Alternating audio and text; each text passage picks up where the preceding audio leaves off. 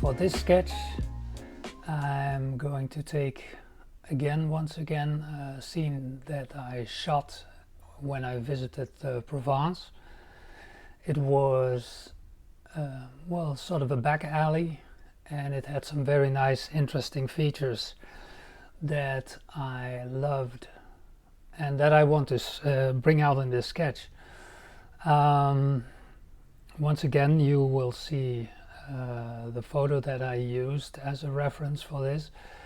Well, you see this nice cascading, well, sort of ivy. It's not ivy, but sort of a plant that cascades down over this ledge, and then you see sort of a sub-terrain, and you see a nice stairway which is also covered with green, and this nice piece of trunk, and these stair-stepped windows which also lead very nicely into the frame.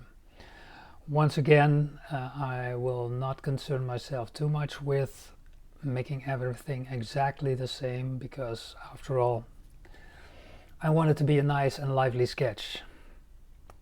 Okay, so here is one way that I could start up this sketch, which is slowly cascading down from this shrubbery kind of stuff. Once again, with shrubbery it's very important to not get carried away and do too much. Also keep in mind that you're going to use markers to color this up. So I'm going to make a connection to this pot that's down there, which has some nice circular feature in it, which can very nicely lead in to this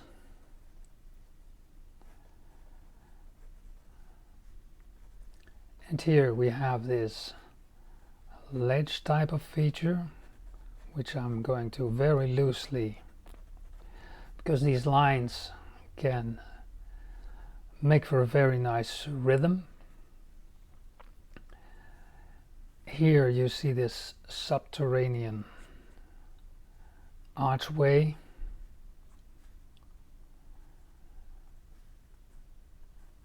and this balcony, yeah, this sort of a ledger. Yeah, I'm Dutch, so it's not always readily available to find the English words for it. So okay, back to this door here, and here you see this overhang, and from there I can very nicely introduce this tree-like structure here, or trunk-like structure, better to say.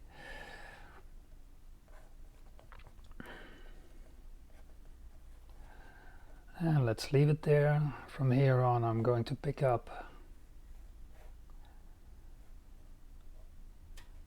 this stairway which leads up to this room up here, and from here once again there's this nice cascading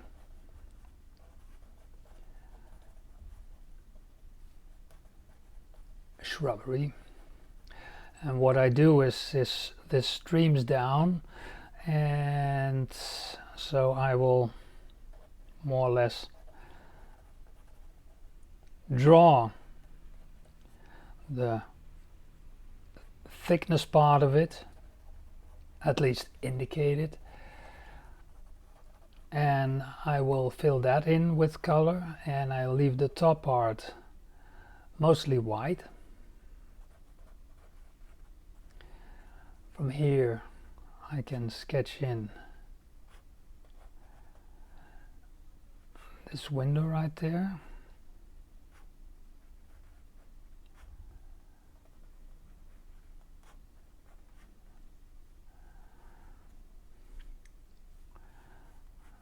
Add some cracks, which are not in the photograph, but that doesn't matter.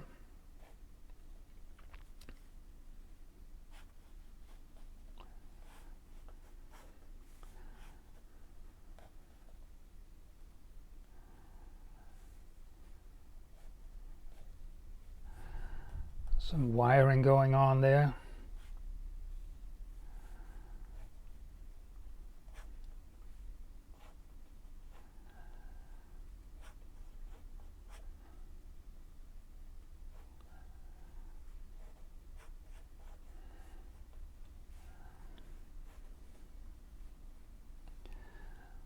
And I'll make some more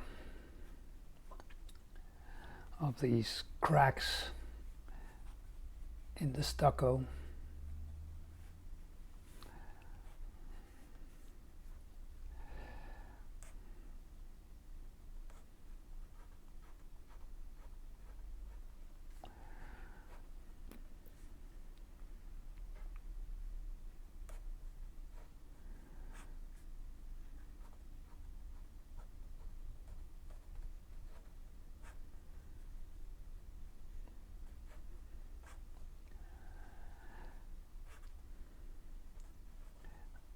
And even though not everything is really quite as visible, that shouldn't be a concern, because that leaves room for interpretation and for you to fill in some of these gaps with what you like. If you would like to introduce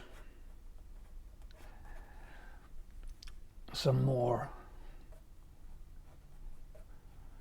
foliage or another door hidden behind here. I see that some stuff is over here. Can make some more pots.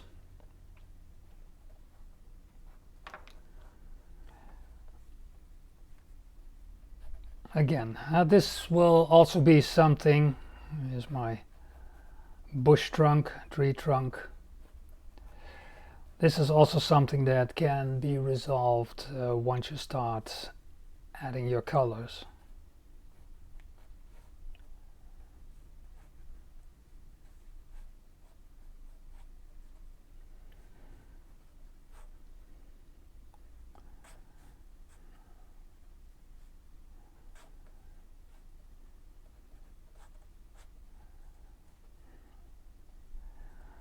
Tiny door or something way here.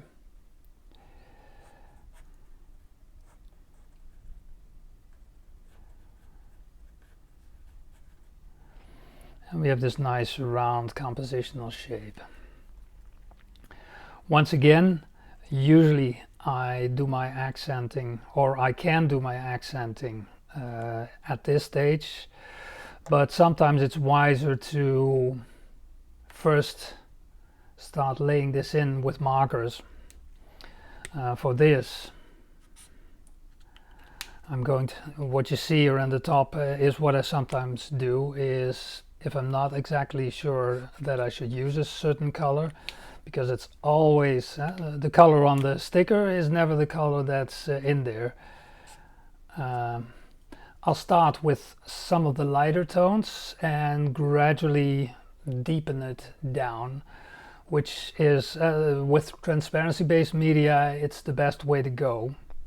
So that's what we're going to do here.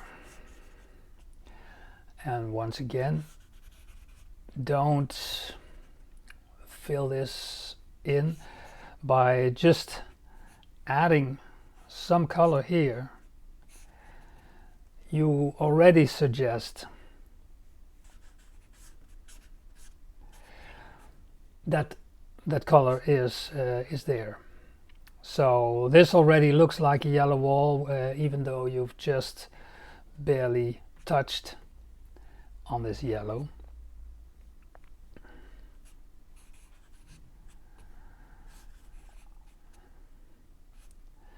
And in some parts I will add this color just to give a little bit of an underlay. I can start to dab in some of the darker yellows just to also put in some flavor and give some accents to these cracks in the wall, add some richer darker parts, because after all the way you can see this, it's a more saturated color, but it's also a little bit darker. And what we need down here, if you look at the picture, is you need to go darker. So we'll slowly build that up. I'm going to take the sandstone color and step back a little and add this khaki. These are darker colors which will be in these recessions there.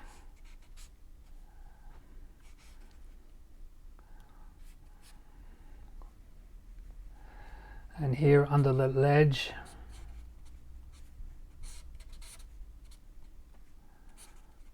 is where that can play out very nicely.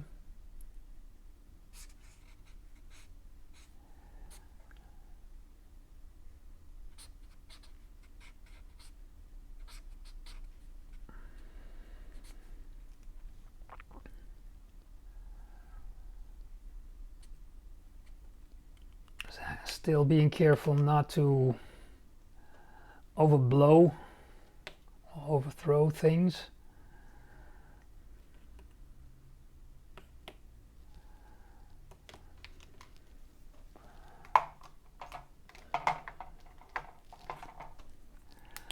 Take a little bit of a lighter shade as to not really overpower things too quickly. What you will see me do here is that I will concentrate the darks in this area and this area, slowly make that darker, and you can do that by either with tone, like with darker grays, or look for darker kinds of colors and see what that does. You can always tone down the intensity of a color by just adding some grays to it.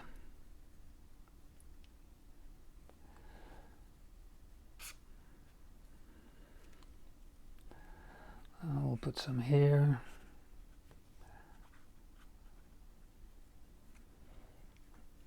And again, already indicating also something. There are no flowers there, but it's a continuation basically also of the stuff that you see here.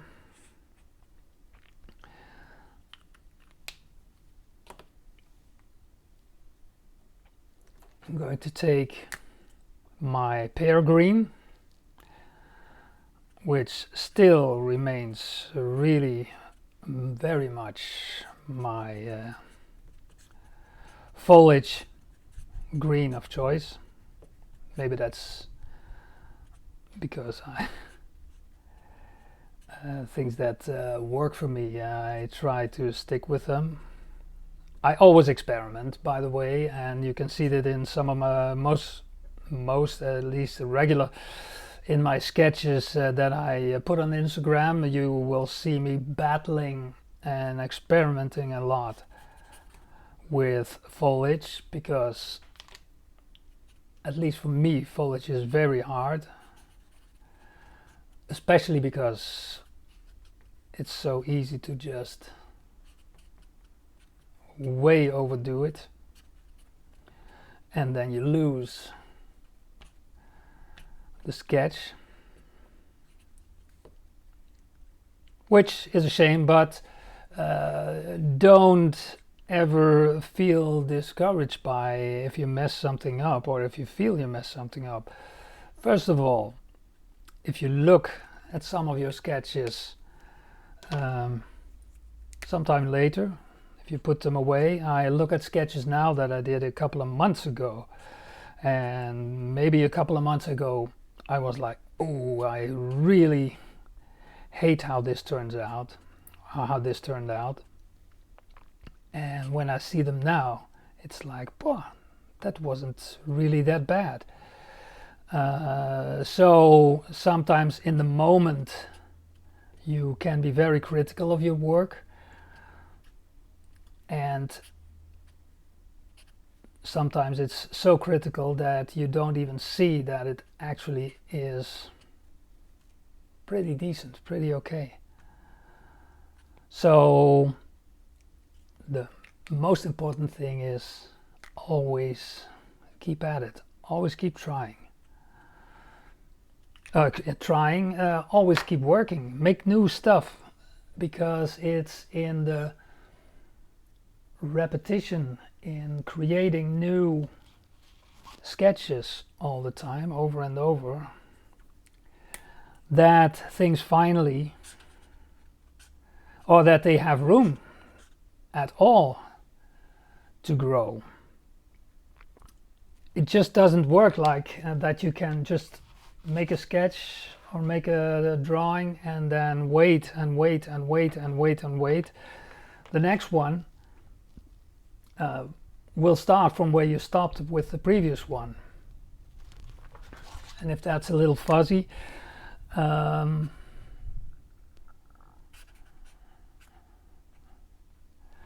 next one, you can only grow from your previous one, and so if there's a lot of time between them, yeah, not much will have happened in the meantime. So always try and make new drawings regularly. Keep doing it, because that's the way you can learn and you can grow.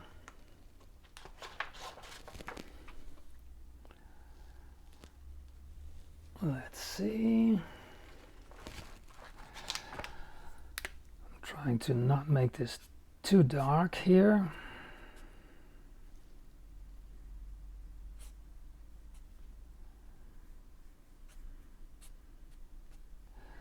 In the interior here, I wanted to be kind of really, well, at least darker, so that this really starts to be like something covered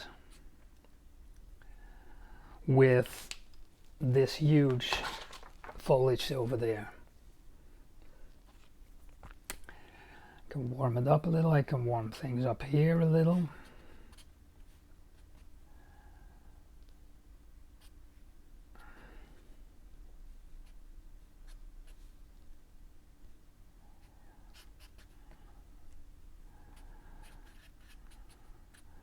Add some warmth here.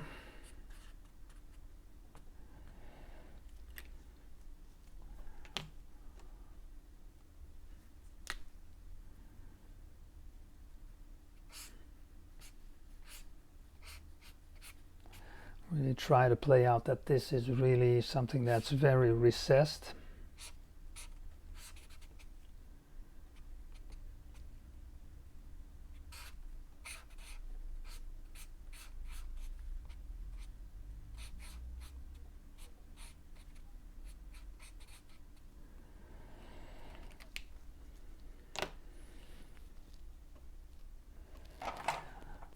So then we can test. Here you can also see that I'm taking this shale and I will also use the slate. These colors, they're not grays, but they're dark, and the dark will allow to really add some depth to this.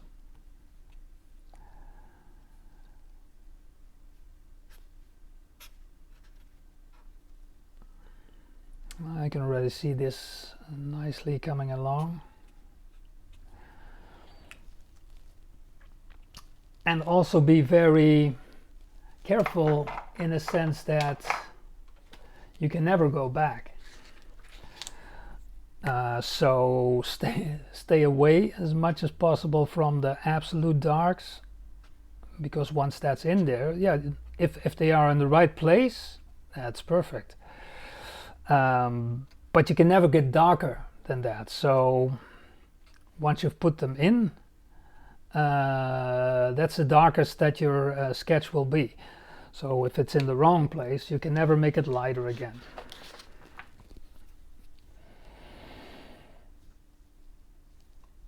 Let's see for some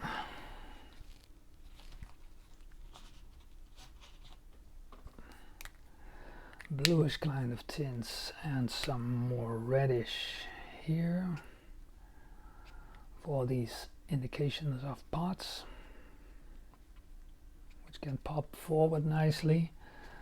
Again, trying to add some red for indications of either flowers or something which will make it more alive to these areas over there. And once again testing a little bit of the waters.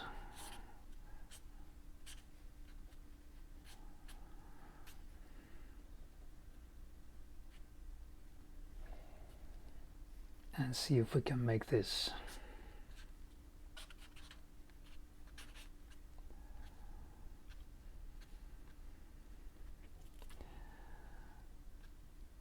kind of darker, indicates some cooler parts while still keeping it, well, vivid, because that's something in these Provence villages overall, is that they're so incredibly lively, and when the sun is shining over there, stuff really is very much alive.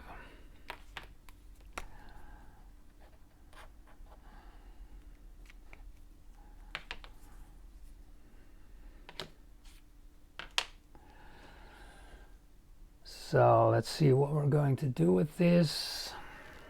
Add some more bright accents.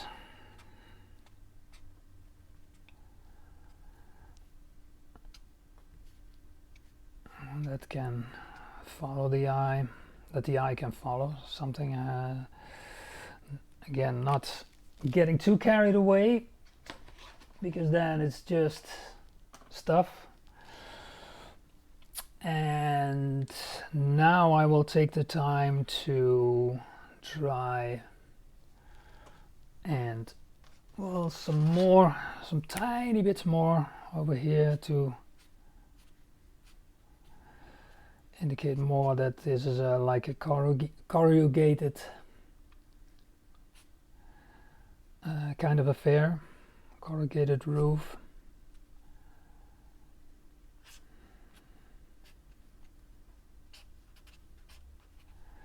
Cool this down a little bit.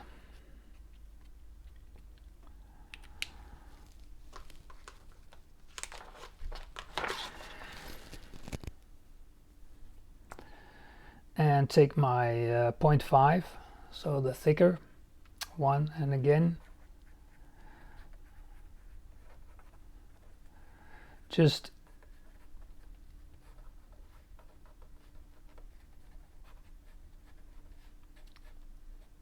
not everywhere, but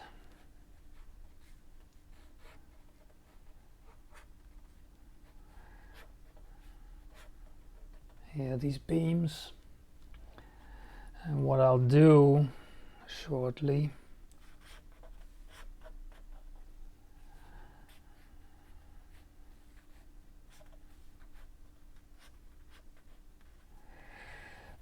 especially here is indicate that these leaf overhangs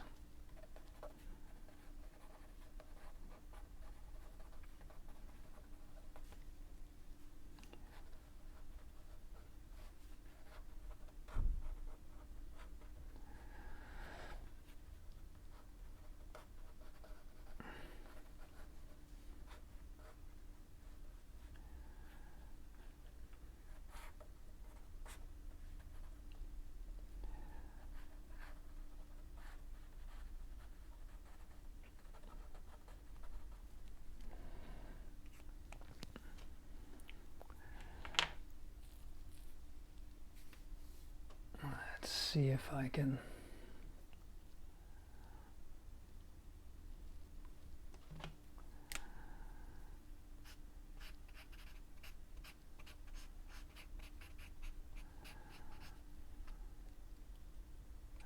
not do too much to this anymore.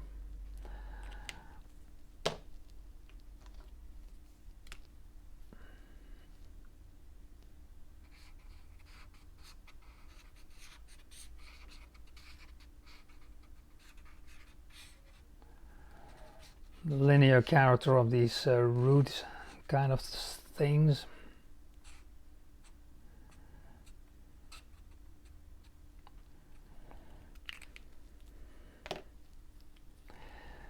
And with the Liquitex in this case,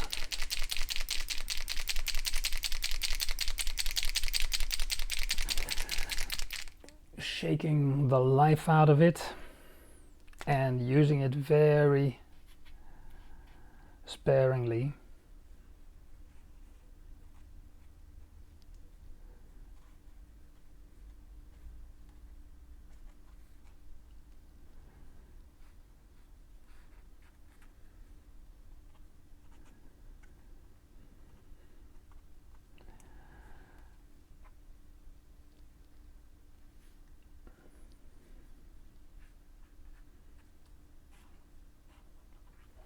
And toning it down in places where it's just too much.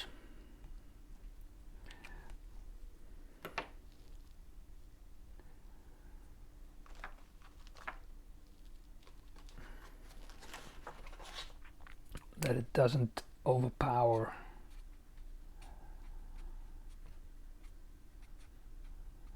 this stuff too much. And again here it's like painting shadows or shades.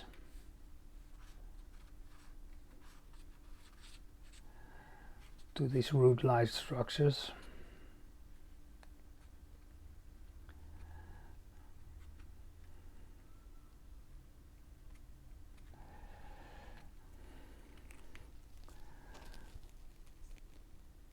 Let's see.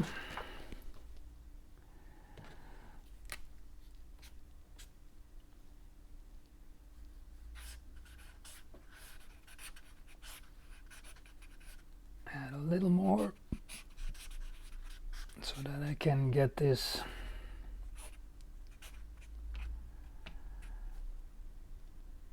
structure here a little bit accentuated.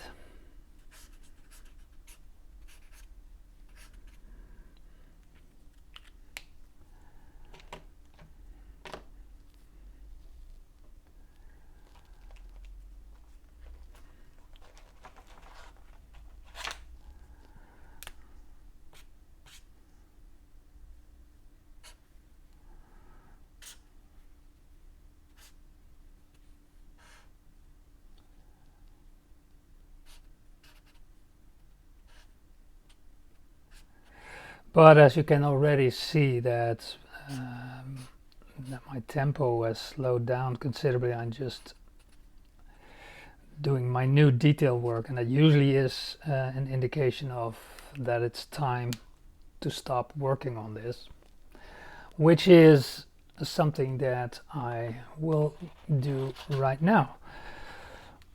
I consider this one finished, and just to recap, I used a lot of warm colors. I started with just cascading down with this foliage and building it into this shrubbery over here, and then slowly filling in the details, because this is like a framework which helps me to connect these details to. Well, with one last dot, I'll finish this one off, and I hope you've enjoyed it and look forward to seeing you on the next video.